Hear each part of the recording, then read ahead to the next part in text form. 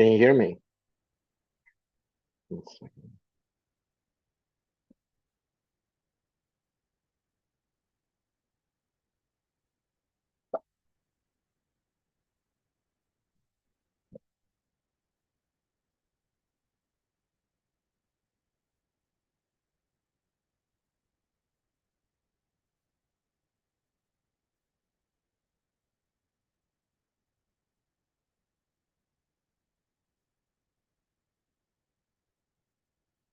Beverly,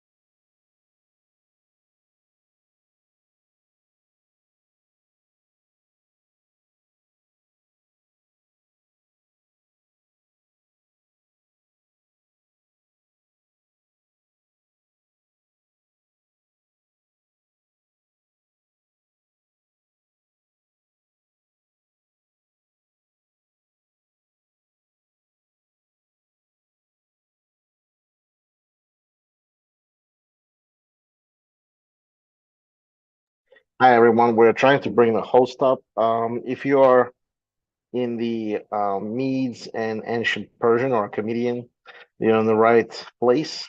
We're gonna start. We usually start at 7 minutes past hour. Let me just get Beverly on the phone. 1 second.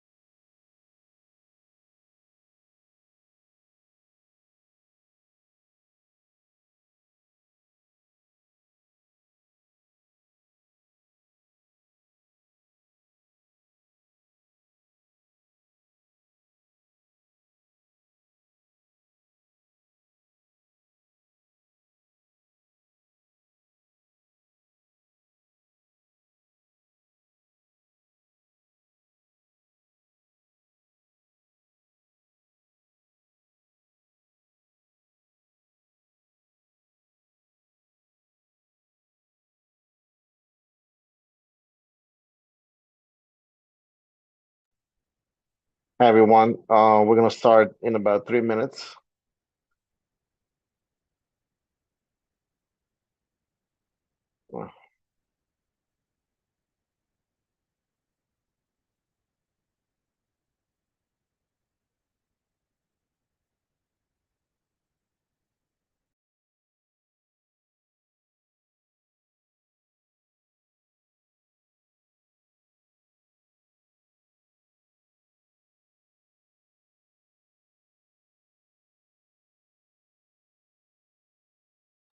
Beverly, can you hear me?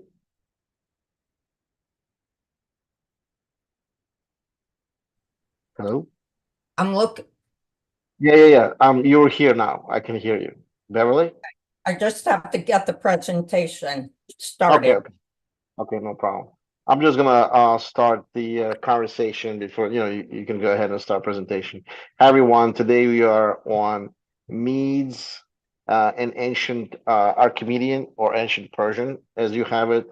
There's a lot of connection between the two. Obviously, Medes, predecessor of Persian, particularly, after the combining the tribes together, they create a strong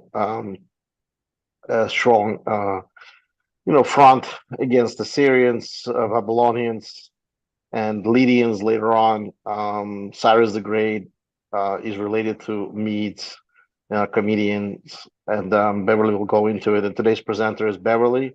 She's been, Yes, yeah, she's been a teacher for, I would say, for about 35 to 40 years, maybe more. And she can talk about it more in detail. But most importantly, she's a history lover. She likes to do research on topics regarding the ancient topics, particularly. We also had switched this presentation from kibbutzim due to the reasons, to the latest developments in Israel, and we want to be apolitical, and that's why we switched to today's presentation. And ancient history is kind of an open world, and it's to me an apolitical at this point. I mean, even though you would ask the the king of Iran, who had uh, created in capital of Iran the recreation of the being Darius II, and then obviously Beverly will talk about who Darius II is.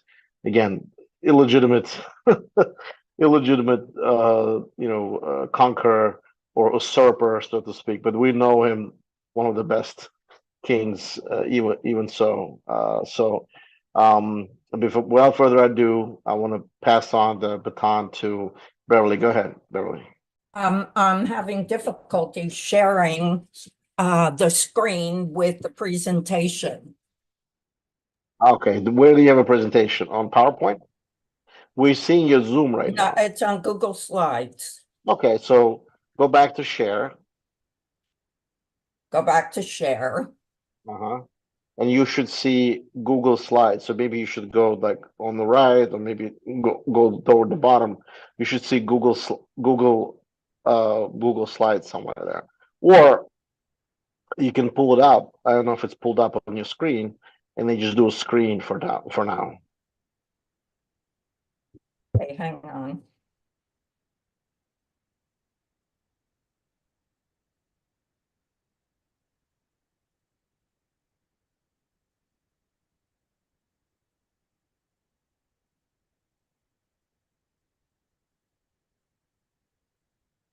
So when you pull it up, what does it show? Shows nothing. It doesn't show Google Slides. It Oh, shows wait, your here it shows is. you. Yeah, exactly. Maybe, let's see. Can you Yeah, hear me now? yeah, I can see it definitely. Oh wow, that's beautiful. So make it a presentation point, or whatever, however you want to do it. Exactly. Oh my God, beautiful. All right, I digress. Go ahead. I'm gonna go ahead in different groups and announce. First of all, I apologize with the computer snafu. It's not the computer, it's me. So this is a map for everyone to view. And the reason the bear is there is the bear was considered a beast, and each of the ancient kingdoms had a beast to name their kingdom. And in this, for the Medes, it's the bear.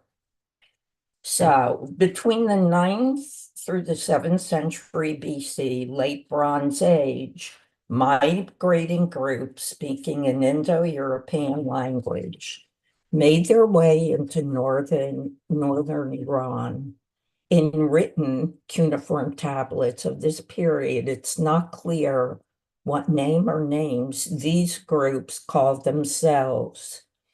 Median or Medes was the Greek adaptation of Meda, spelled different ways. Old Persian, and it referred to the people from the Achaemenid Empire centuries later. However, the Medians were originally tribes or clans, most likely related to each other through language and culture rather than political rulership. The Median clans were in constant conflict with each other before they were unified in the 8th century BC, mainly to fight back the invasions of the Syrians from the east, from the Iron Age kingdom Urartu in the Armenian highlands, and from Scythia in present-day Crimea. Since there are no first accounts by the Medes, we only know of them from Assyrians and particularly Herodotus, the ancient Greek historian and geographer, who wrote about them 150 years later when they'd been absorbed in the Achaemenid Empire. Any questions so far? And please feel free to ask at any time. Now, what I read from the history, Beverly, and again, I encourage people to ask their questions on the chat, and we'll open up for Q&A later okay. on.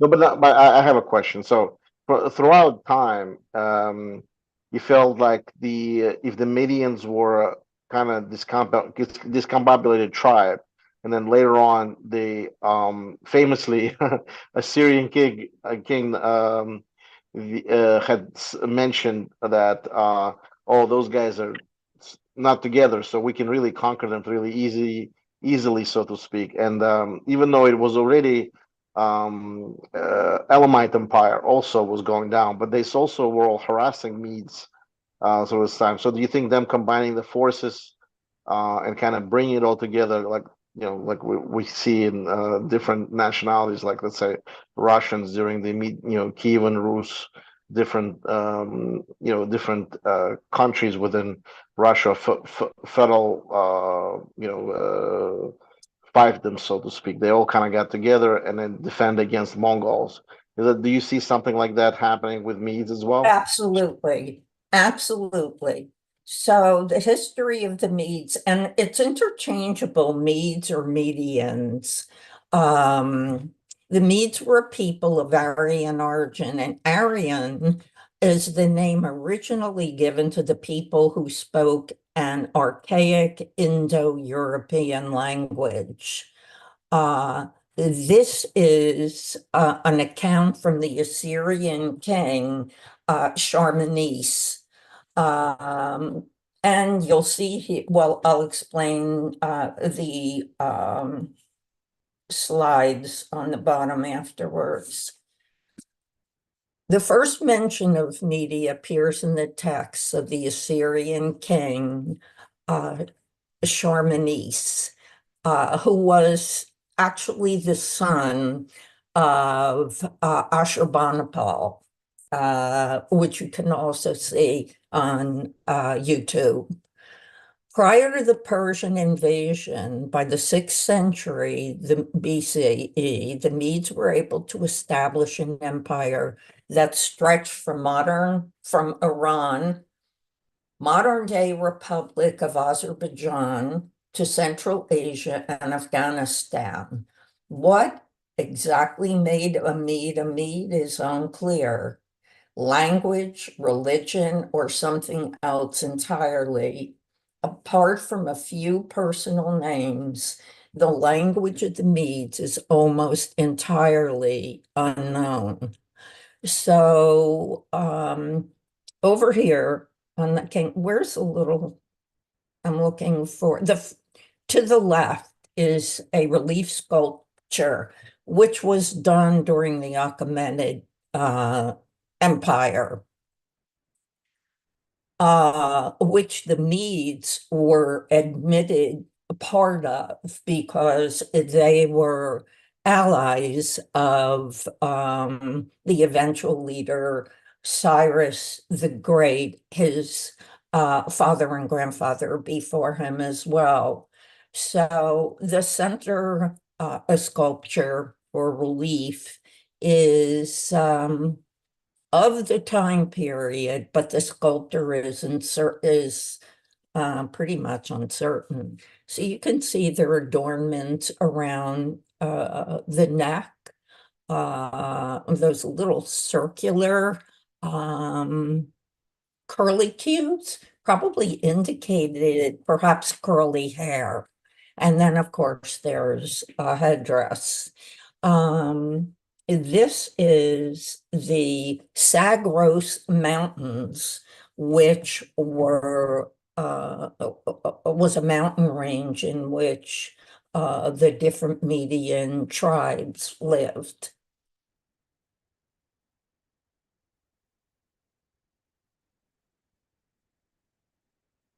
Here's just a smaller map of the previous map on the previous two previous slides ago. Here is in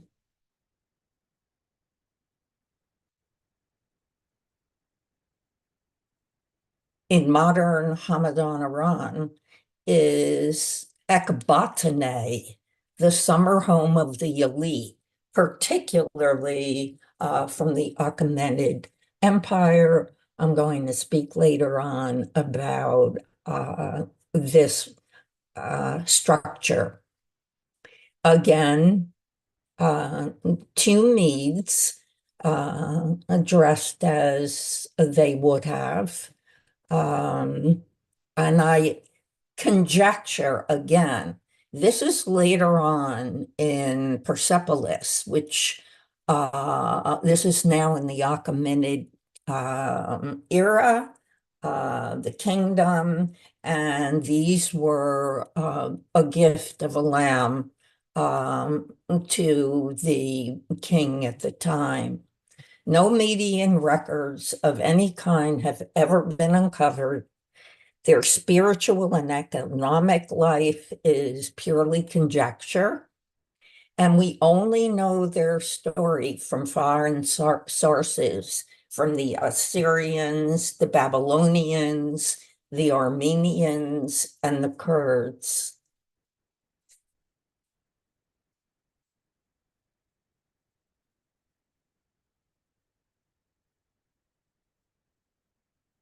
The land of the Medes. Again, we see. Beverly, sorry, can you put a presentation mode, if that's okay? People are asking for a larger screen. Sorry about that. Thank you so much.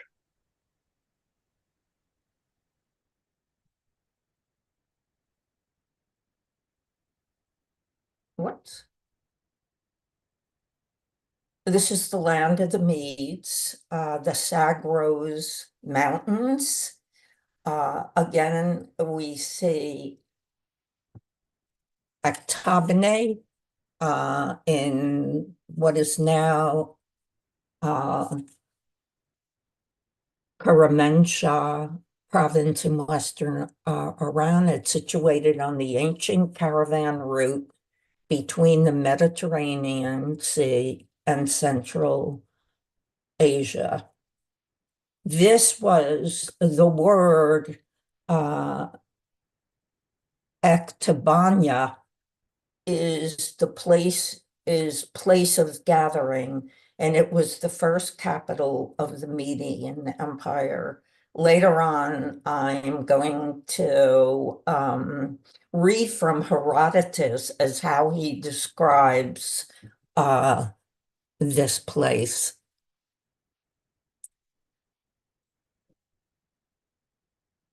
these are there were 6 Median tribes, and it's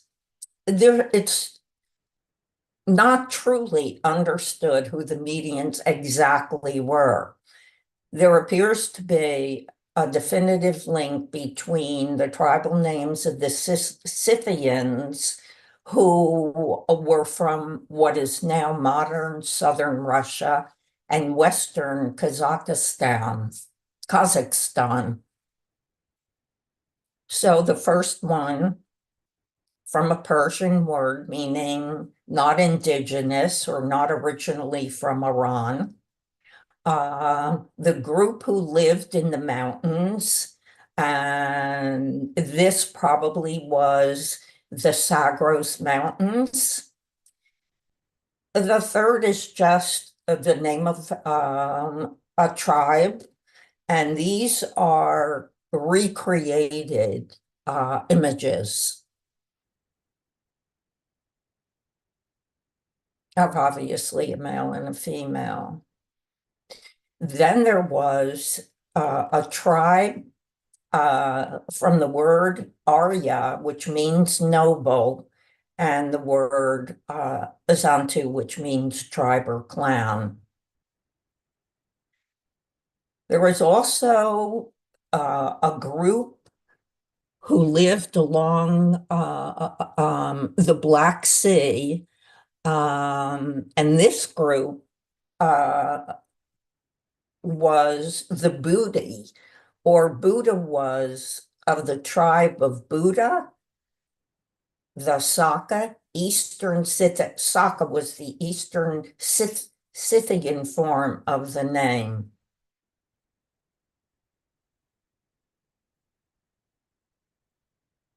And the 6th tribe were the Magi, or a hereditary caste of priests of the Zoroastrianism religion, a fatalistic movement that evolved from Zoroastrianism. Magi or Magi implies a link with Sumerians who called their language Emergir,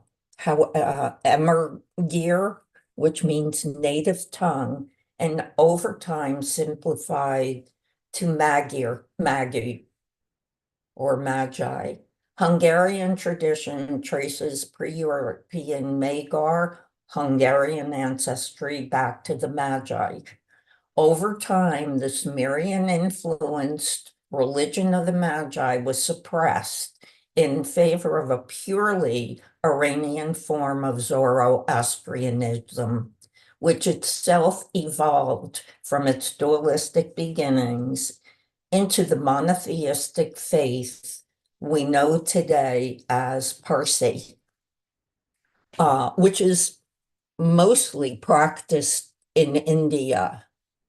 And when we talk about the migration of people, those people who practice Parsi, their ancestors originally came from this area of the world. And here's just an example, of the Zoroastrian god, Ahura Mazda, and it can be found in Taft, Iran. This symbol shows up also in the very strongly in the Achaemenid Empire, particularly under the reign of Cyrus the Great, and that was the religion that was practiced, Zoroastrianism. And in my reading, there are archaeological digs in at Banate, and there seems to be what was called a firehouse or a house of fire, where Zoroastrianism was practiced, and by all accounts, it was a religion of good. So Beverly, a quick question. They said that before the Cyrus the Great came to power, the Zoroaster, which is the famous, the apostle of the Zoroastrian, Ahura Mazda religion, uh, it was already thousand years in existence. But they said the first accounts of it was during the Darius time, Darius the Second, which is after the the son of Cyrus Cambyses, was overthrown by him. So how, I mean, can they really note the time when the Austrians came to place, or there was any kind of account somewhere? Did it precede the Achaemenid Empire, or it was just So in conjunction with? this Yeah. would be before Darius. Zoroastrianism was practiced by Cyrus the Great, who came before Darius, and before him there is some evidence, although it may have been this offshoot of Zoroastrianism, the Zurvanism that was practiced by the Medes or the Medians. What's very difficult is that there's only secondhand knowledge of these of this group, this kingdom of the Medes and the Medians. So I just want to look to make sure I didn't forget something. Hang on.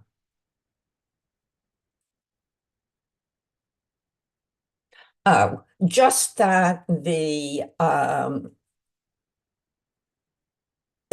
was it was hereditary, this caste of priests and this tribe. And so it always went from father to son. So when we think back earlier to the warring groups of people amongst the Medes, these would have been the 6 tribes that we're aware of that would have been fighting one another. So this map, this was the earliest map I could ever find, because of that includes Kurdistan, because one of the articles I came across was, are Kurds descended from Medes? And here's my source. And it was an article in a publication called Kurdish Life, and this is in 1994. And I thought it was really interesting. If you think about groups anywhere in the world, who is truly who they are. Kurds are the descendants of the Medes in that they contributed genetically and linguistically to who the Kurds are today. But Kurds are not descendants of the Medes, as their civilized ancestors were already in place when the Medes appeared, flourished, and ultimately disappeared. Kurds did not have to come into being at some given date from some other place into their present homeland. They and their culture evolved from native inhabitants and cultures of the Zagros Taurus mountain systems from remote antiquity. Recent research indicates that Kurds are related to Russians, Italians, and Croatians, as well as their native ancestry. So it kind of leads me to believe if your ancestors are from Italy, were they always from Italy? Were they, or did they come from other places? And ancient history has shown many times that no, this was a very ancient peoples were very active, and so surely there isn't any country with only people from the name of that country. My question, because this is an outlier, when you talk about, well, the modern name is Israel, did Jews come from other places? And in fact, they ultimately were lived in other places because of the circumstances that they were in. And when I think about Cyrus the Great, who freed the Jews in order that they go back to Jerusalem, in fact, some Jews stayed. They stayed on, and they became what we know as Iraqi Jews, Iranian Jews, and so they brought that with them to the country of what we now call Israel, that not everybody was from the exact same place.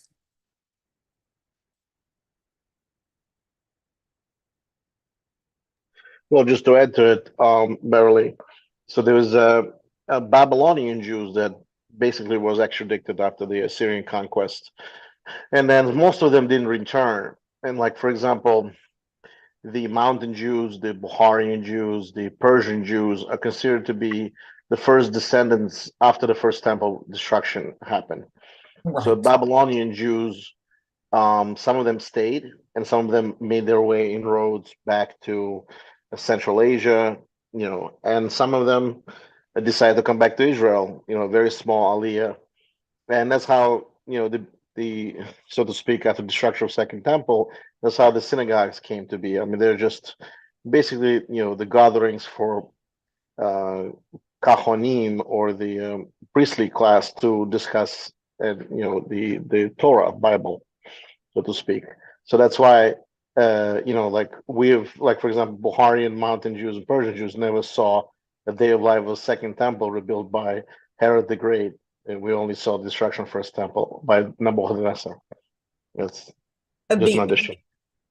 Right, because Jews, culture, religion, however you want to name them, were often not permitted to remain where they were living, and so ultimately made their way to different countries, nations, and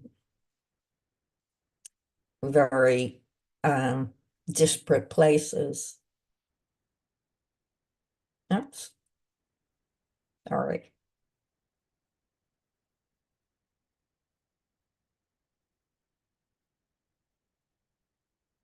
So diocese was the king of the Medes, first king of the Medes. His son was I'm trying to think, I forgot, Cyrus, son of diocese. So Cyrus captured a shore, and in alliance with Nablo, can somebody help? Do anybody know how to pronounce his name?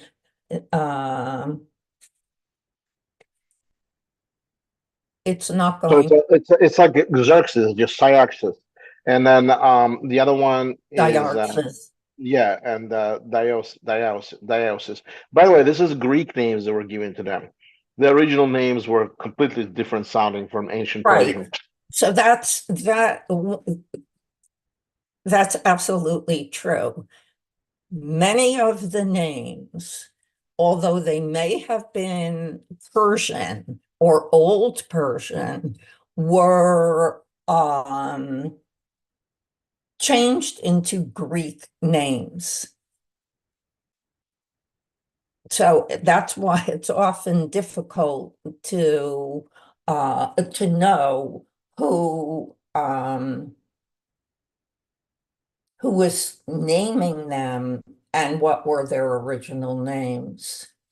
So in his alliance, Xerxes in alliance with the ruler of Babylon, the forces together stormed Nineveh, which put an end to the Assyrian Empire. The victors divided the Assyrian provinces, with the Median king taking over much of Iran, northern Assyria, and parts of Armenia. And this sculpture on the bottom right was probably not done by a Median, because there are no examples of their art, anything artistic they ever did. And over here, Diosis commanding the Medes on their conquest is only from a painting, a French painter. So we get some idea of some of the clothing that was worn. And over here,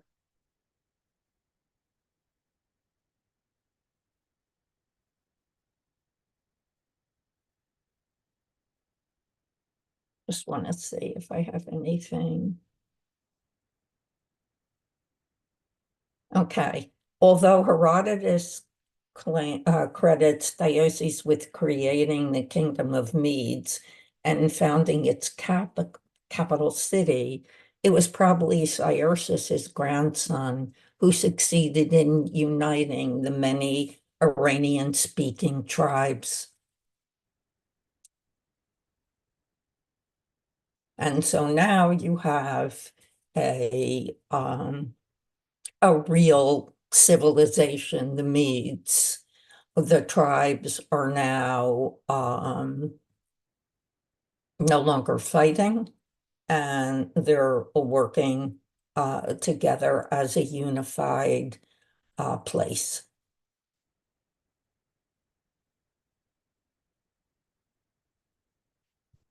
The power of the Medes, highly acclaimed horsemen and ruthless warriors.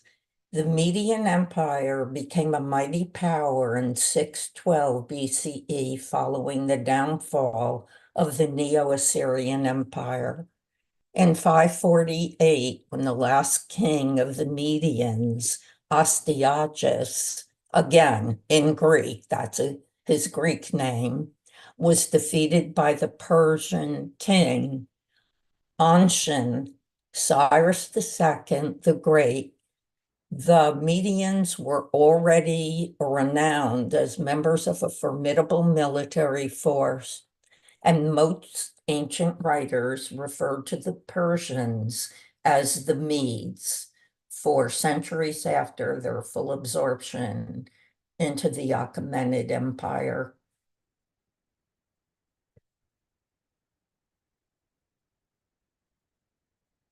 And here, obviously, is a depiction, a sculpture, a relief of their horses.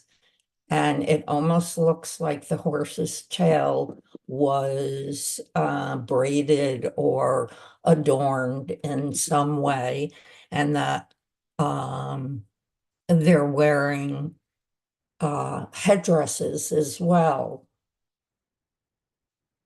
And I believe it's, again, here's the symbol, again, from Zoroastrianism. These, I believe, are Medes bringing gifts, and their weapons too. It would have been Cyrus the Great, after they were accepted and welcomed as part of the Achaemenid Empire. And again, it could be a gift bearer. I do, one thing I know I learned is that they wore animal skins. And again, we see here a very decorative beard with a headdress over it. And this is just speculation as to what this is.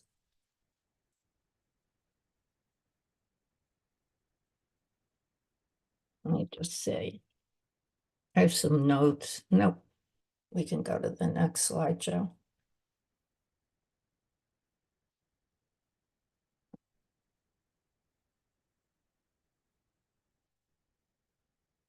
The end of the Median Kingdom. Once again, little is known about the Medes, and few identifiable objects have been found. Since no Median written documents have ever been uncovered, their spiritual and economic life is a matter of conjecture. By the victory in 55 BC of the Persian chief Cyrus II the Great over his suzerain, Astyages of Media, the Medes were made subjects to the Persians. They retained a prominent position in the new Achaemenid Empire, and in honor and in war, they stood next to the Persians. Their court ceremonial was adopted by the new sovereigns, who in the summer resided in Active-Bane.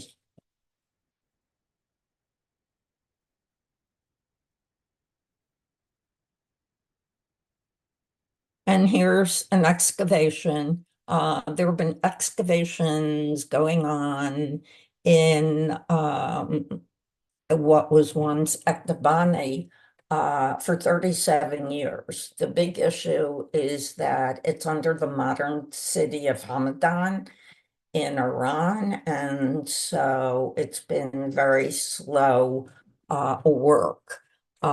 This was one artifact that was found, and this was a drinking cup. And obviously it's gold, and it shows actually the skills that the Medes had, even though so little of their artwork is has been found.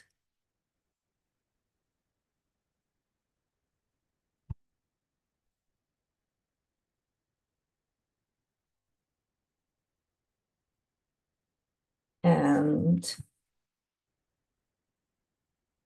this is what Activante would have looked like. And I found some fascinating information of what Herodotus says. So it was founded by one, he says, it was founded by one Dionysus, the legendary first king of the Medes.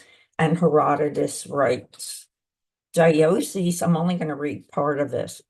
Dionysus bade them build for him a palace worthy of the royal dignity and strengthen him with a guard of spearmen And the Medes did so, for they built him a large and strong palace in that part of the land, which he told them. He built large and strong walls, those which are now called ectobane, standing in circles, one within the other. And then he goes on to describe what it looks like, and that each level, and this is a contour map of the different levels. And it's been described as what was very common in that part of the world as a ziggurat. And after he describes what this place looks like, each of the size of the walls and each level was a different color. The first level circle was white, the second black, the third crimson, the fourth blue, and the fifth red. And the last two of them have battlements, one of which was laid over with silver and the other gold. These walls then Diosis built for himself and round his own palace, and the people he commanded to dwell around the wall. And so it seems that here are the people, but within this structure would have been different levels with maybe, I think from what we've learned about ziggurats, maybe government officials on one level and all the way up to the top level, a place for the king to live. So another historian, Polybius,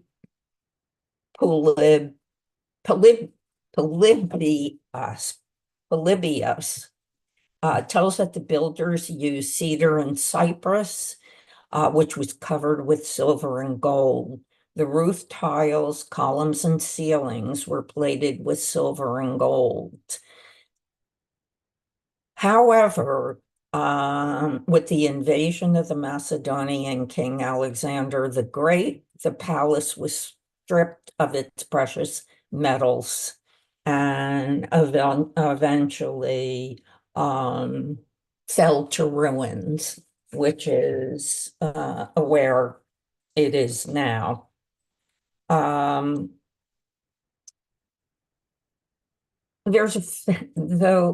the account that Herodotus gives is actually a fantastic account, but it may contain some truth. The story about the seven walls has been interpreted as a description of a ziggurat, a multi-storied temple tower that was common in the ancient Near East. But it's far from certain. Only archaeology will be able to give a reliable description. But again, like I said earlier, most of the site is overbuilt by modern Hamadan. For the time being, we can only learn from texts, and one of the most interesting is the one that I will read about the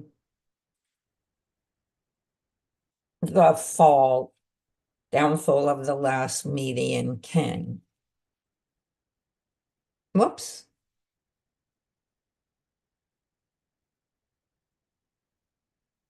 Let me see if I can find.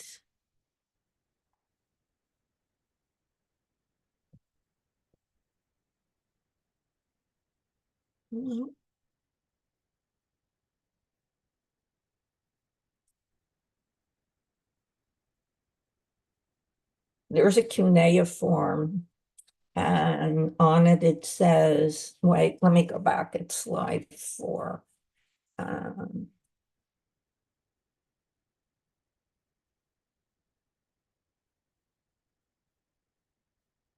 Oops.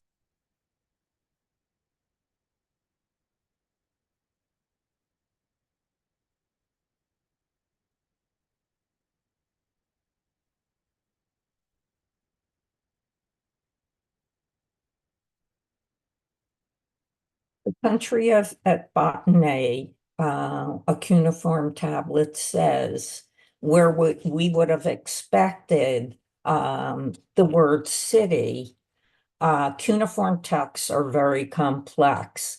To make them easier to understand, the writers added little signs to indicate what the next word would be.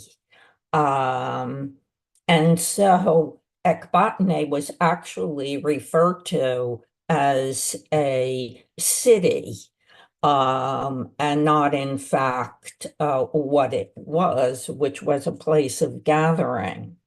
Again, the author would have been Babylonian and as a city in the normal sense. And then he goes on, this writer, to say that this may have been prejudice. From a Babylonian point of view, the Medes were backward mountain nomads. But in fact, his words do not contradict Herodotus, who describes a monumental building and adds that the people were dwelling round about the wall. The settlement may originally have been a walled palace on a fertile plain, which was used, as the name indicates, as the meeting place of the Medes. He continues by saying, King Astyages called up his troops and marched against Cyrus, king of Anshan, which is the same Persia, in order to meet him in battle. The army of Astyages revolted against him and delivered him in fetters to Cyrus. Cyrus marched against the country of Ekbatana, the royal residence. He seized silver, gold, and other valuables of the country Ektabanti he took as booty and brought to Anshan, Persia.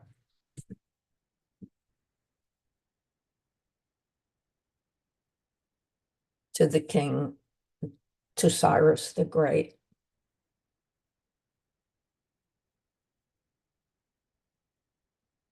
And that's the story.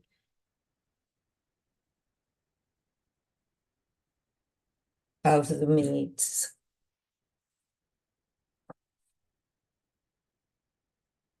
Do you want to open up for questions before we get to our comedian, or what do you want to do? I'm sorry. This was incredible.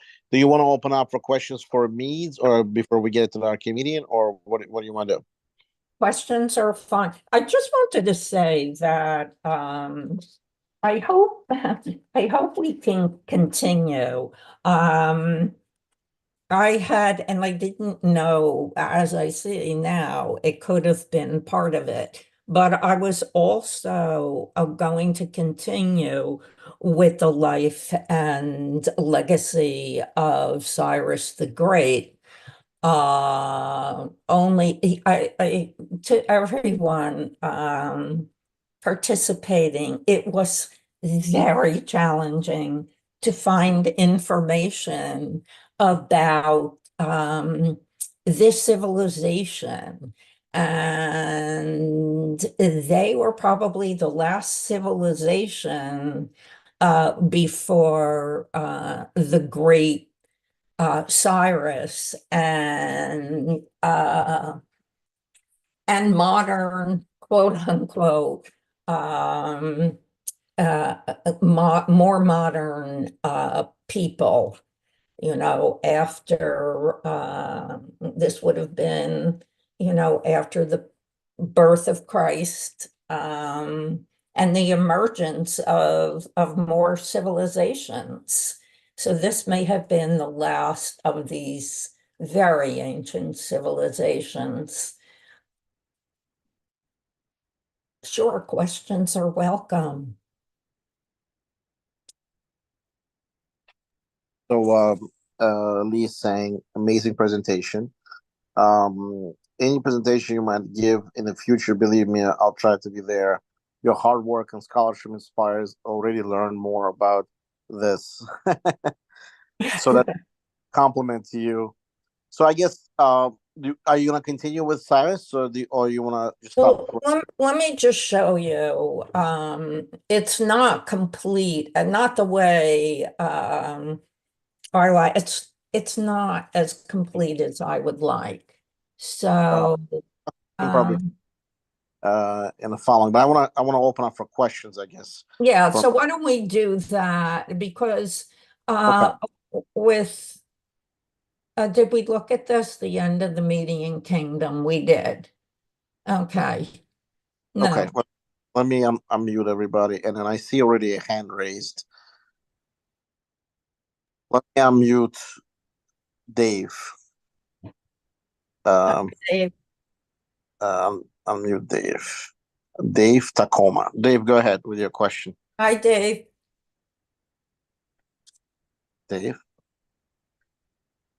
I'm trying to ask to unmute. Let me unmute everybody. Robin has a question. All right, we'll let Dave. Okay, Robin, go ahead. Hi, thanks so much for the presentation. So I had heard this from multiple accounts of Kurdish people, both in Iran and Iraq. And apparently they have an oral tradition that they believe they're the descendants of the Medes. I've read some things to the contrary. I was just wondering what your thoughts are on it, and if in your research you came across anything to the fact, either supporting or not supportive of this. Are you asking, you've spoken with Iranians about whether they're descendants of Medes? No. Specifically, the Kurdish people. Yeah. Yeah. The Kurdish people have this, it appears, this very strong connection. And in fact, you can find information. One of the websites I think is really, really fascinating is Livius, Livius, .com, I believe. And it's a website with about ancient history. And you could probably learn more there. When I read that article, that slide that you're speaking of, where I quoted directly from here, Kurdish life. I think the question was, when I was reading this article, that there is this strong connection or belief that the Kurds are direct descendants of the Medes. And then this writer goes on to describe how that really can't be. It's thinking about, well, one group who have everything in common, meet in a central meeting place and never leave there. When in fact, if we think about it, I mean, that's not realistic. So in Kurdistan, there were already people living there before Medes ever arrived. It wasn't just this open land. If we think life is never static. People are never static. people are always constantly moving from place to place. So I think that's why this gentleman wrote this article. Yeah. A sociologist. I don't know exactly what his profession is, but obviously I think it's been an ongoing question. I hope that helps. Yeah, no, it's very interesting. And from a linguistic perspective too, just studying some of these now extinct languages from that region. I spoke with somebody who had studied one of the nearly extinct ones, Judeo-Esfahani language of Iran. And again, that's another group that was saying that their language goes back to the Median language, and if that's the case, that's quite different from the Kurdish language. So, yeah, it's interesting. And think about languages. Unless we're talking of indigenous people who have never had contact with anyone else, Right. Languages throughout history were borrowed, and words were taken, and so unless there's never been contact outside of an indigenous group, I don't know that there are any languages that can truly claim purity. Yeah. The only languages, of course, that never change are the dead ones. Any spoken one is never still. Yeah. Thank you, Robin. To your effect, I will put a link to our channel. We actually have a YouTube channel. It's called History of Fitness Investing. We actually addressing dead languages. We talk about Ethiopian language, Gayats. We do talk about Judeo-Semitic languages. We have conversations on Hurrian languages, languages from from Mediterranean during the Minoan culture. So there's a lot of dead language conversations we have. In a PhD, the John Maloney, that actually I hope he's gonna come back and do some more, had addressed, and actually we do interesting. We do alphabet. We do everything there. He even wrote read a poem one time in Aramaic. So I'm going to put the link in the description or of our chat. You can. It's 3 words: History of Fitness Investing. You'd find it there. Go ahead. Yeah, that'd be great. I just wanted to, Dave, if you're interested in linguistics, and John Maloney's presentations on ancient languages is absolutely wonderful. And, I mean, treat yourself to the YouTube videos specifically about the languages he talks about, and also describes. So it's fascinating. He describes so well.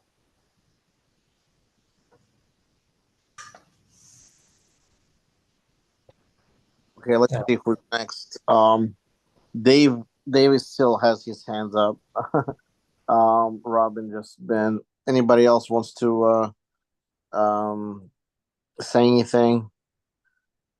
Or as they say in marriage, keep your peace. 1 second, unmute. Thank you very much. No, thank you. This is David Tacoma. I had the great privilege of visiting Iran in 2009, and I was going to make a comment. I think it was slide number 8 that had an engraving on some walls of some warriors. Yes, Syraxes, Major.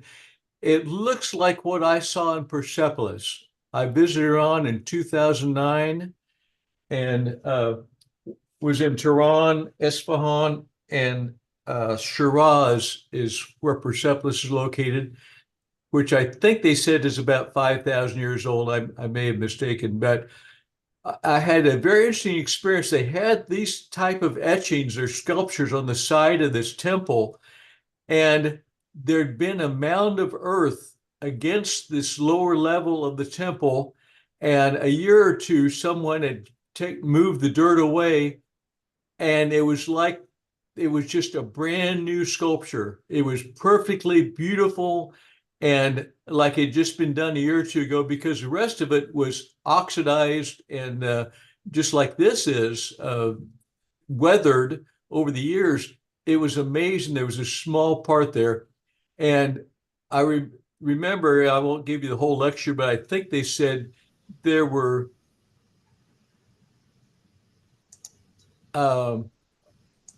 representatives, I think from 5 different tribes, would bring gifts to the king every year.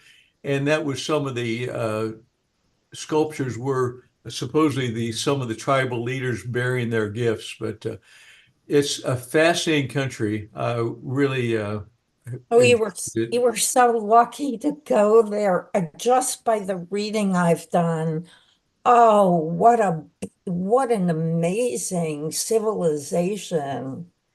Yeah, and I really was surprised at how much was left of Persepolis. I was expecting, just 1 or 2 half columns, because I think I'd seen a picture like that, but there were quite a few things there. Oh, this I picked up on images, Google Images, and it says Xerxes marching into Nineveh. But I mean, you had a number of battles going on, near one another. So, maybe this was the one that you saw. Just incredible.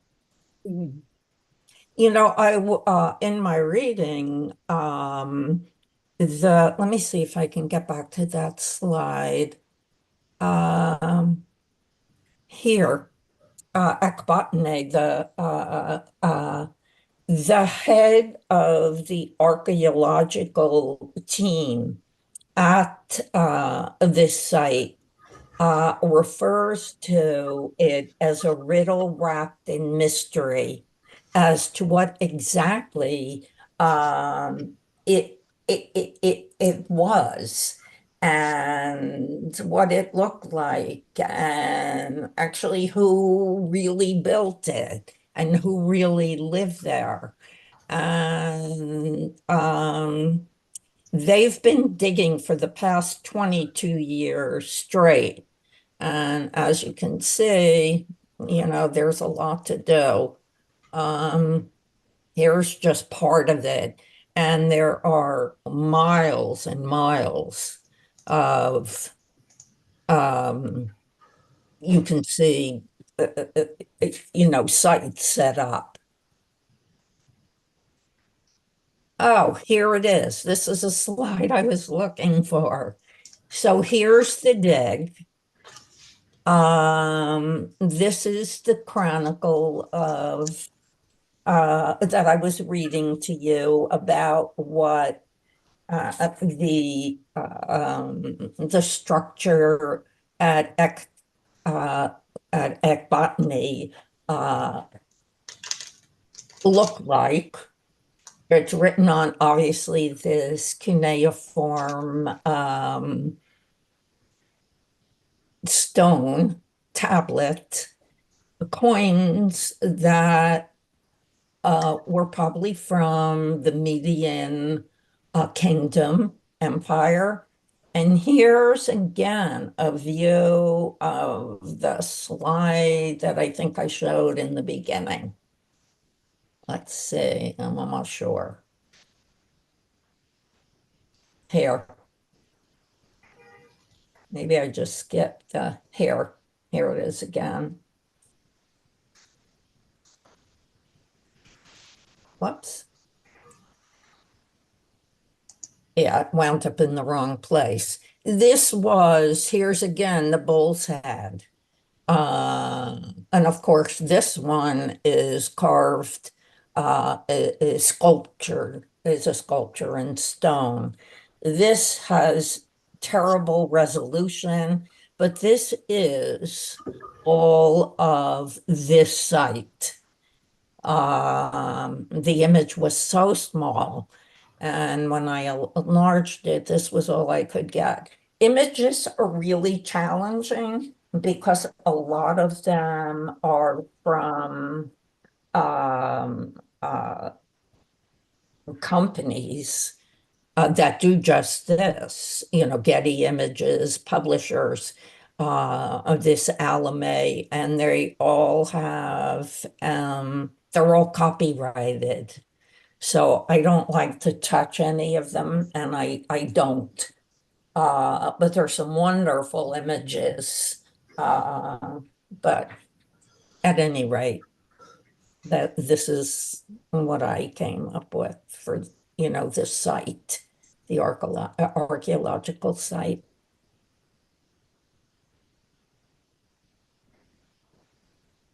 Robin? Yes, just one quick point about Ekbatana. It actually has huge biblical significance. So in the book of Tobit, which is not a canonized book, there's a story of this boy and his dog that go from Jerusalem to Ekbatana, and quite a lot happens there. So there's one, and then in the book of Esther, which is, its historical accuracies are obviously debatable, but that also takes place there, and the Jewish people celebrating Purim. The tomb of Esther and her uncle are in present day Hamadan as well, in that Ekbatana. And then to Dave's point earlier about how when those reliefs are cleaned up, you could see what nice stone they are. University of Chicago's Oriental Institute actually has some nice pieces from there that are all cleaned up, and you could actually see it's almost like a marble black stone.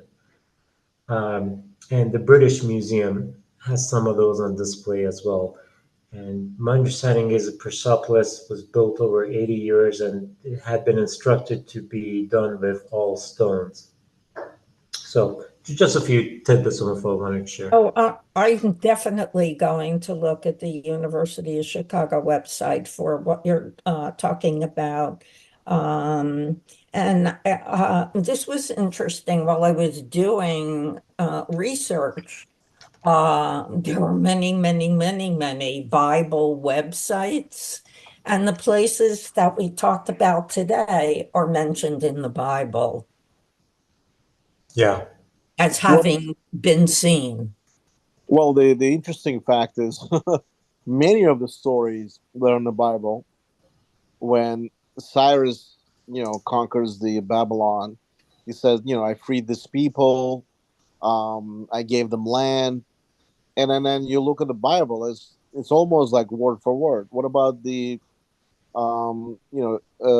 Gilgamesh story of deluge? It's the same Bible of the story of the Ark, Noah's Ark. So it's like all the stories that repeat themselves.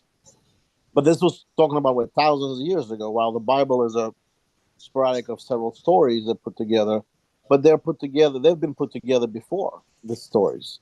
So they're almost identical repeat of what, what has been said. This is just an interesting, maybe it's just a, relevance of it, and it's a strange coincidence, but how come? Well, I just read a fascinating article about written by a professor at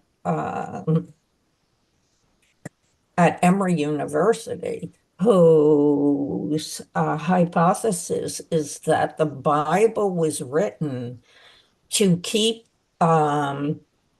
sort of like a sociological way of uniting the people who called themselves Hebrews, or whatever term they used, in order to keep them unified and solidified was the reason these stories were written, that it had nothing to do with religion, but it really had to do with creating a neighborhood of people who shared who shared similarities. And this goes back, a very long time ago. If anybody's interested, he's the only Christian professor, I believe, in the school of or in the Hebrew Studies School of Judaic History at Emory. It's a really interesting article, if that appeals to you. Again, it's history, and there's no way of going back in time except through reading.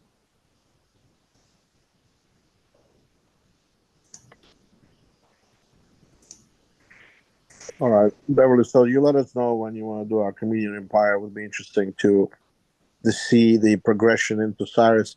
I'm particularly interested how this Cyrus was renownedly known as a, so to speak, an enlightened king in this case, where he freed Jews, he freed Babylonians, where Babylonian king was already worshiping somebody who was not Marduk, which is their main deity, and he came back and was able to participate in their weekly festivals. On Marduk rode the famous Cyrus of the cylinder of Cyrus cylinder. I think that Cyrus had just a wonderful sense of how to read people, in that he believed that if he did well, I mean, he truly believed it and acted on it. If he did well by people, they in turn would do well for him, and altogether everyone would do well for one another and the land in which they lived, and they would prosper.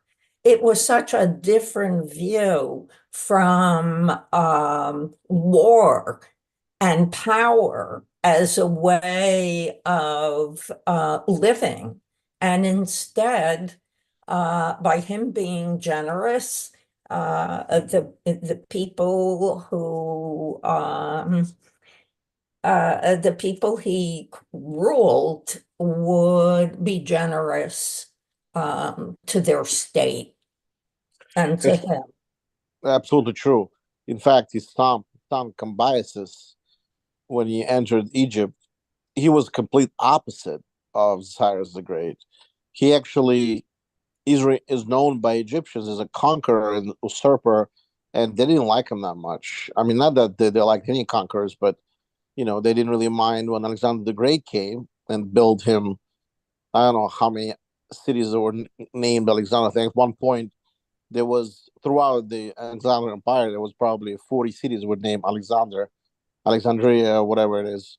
And but Alexander was not accepted in other places. They as well, and we know that he particularly were not liked by Jews for some reason. Macedonians are thought of being drunken. In fact, when they burned the capital of Persia, Persepolis, Alexander woke up in the morning after a drunken rage and said, "What the hell did I do? I just burned the biggest and the most prettiest capital, of the entire universe." And that was after the fact. Obviously, famously, the Alexander descendants or Macedonian descendants, from Plotinus, like Cleopatra, famously known. There's, so many infamous leaders that are connected to his Diadochi, his generals, while Cyrus didn't leave any of those bad tasting legacies. So it's just completely different. Yeah. So, are there anybody else have any comments or questions? Dave here. Hi, Dave. Yeah, a couple of things. First, a plug for, I think it's called the Existentialist Society in Australia. They have wonderful programs it's Friday evening our time, it's Saturday afternoon their time, like 8 or 9 o'clock here.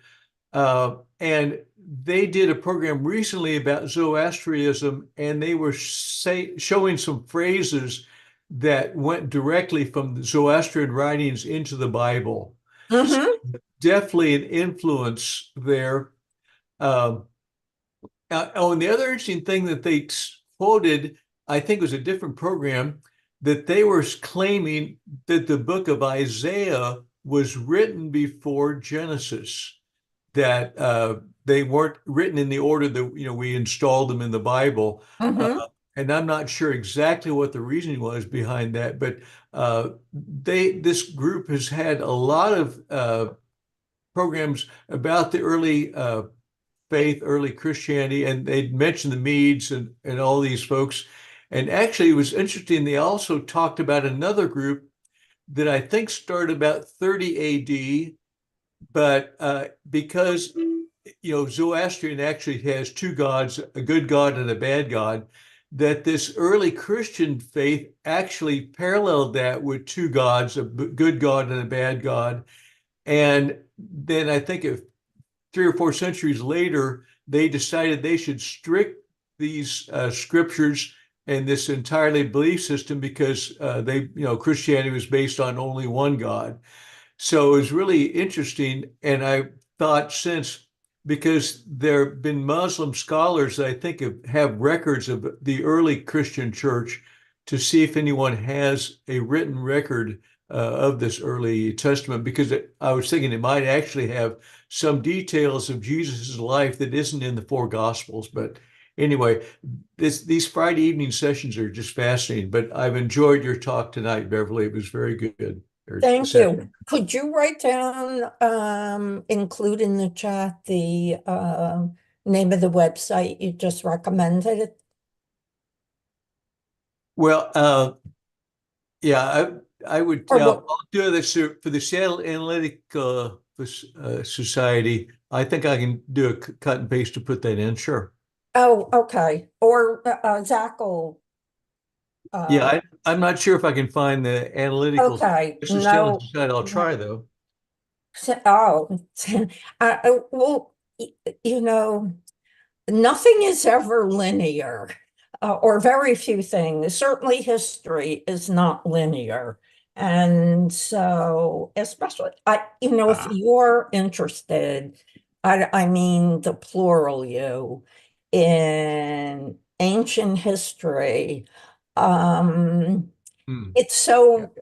it's so interrelated and recursive, because what happened in ancient history replicates as the years pass, and much of ancient history is present today. If you think about it, good leaders, bad leaders, all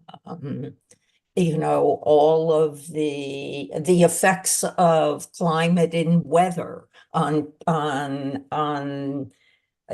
peoples. I just think it's all a wonderful, interesting puzzle.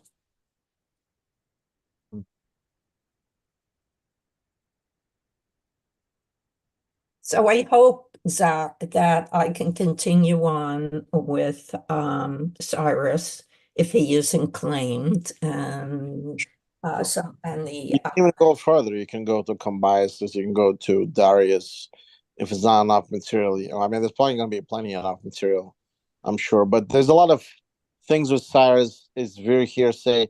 Herodotus is not to be trusted. He said that he was killed by Tamaris, who was a Scythian queen, but then he was refuted by another Greek philosopher, historian, saying, what the hell is he talking about? He died his own bed. he wasn't killed by Tamaris, queen of Scythians.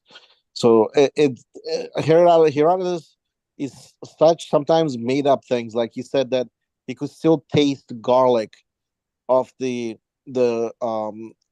pyramids of Egypt.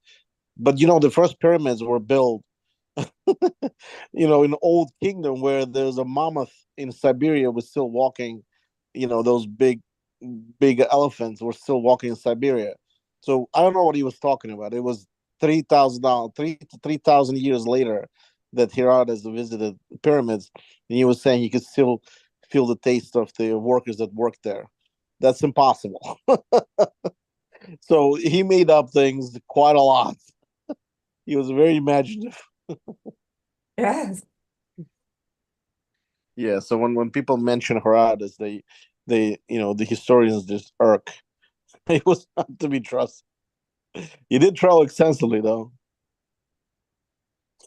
Yeah, but Mede happened about 300 years prior to him. So definitely there's probably not a Mede left to talk about things.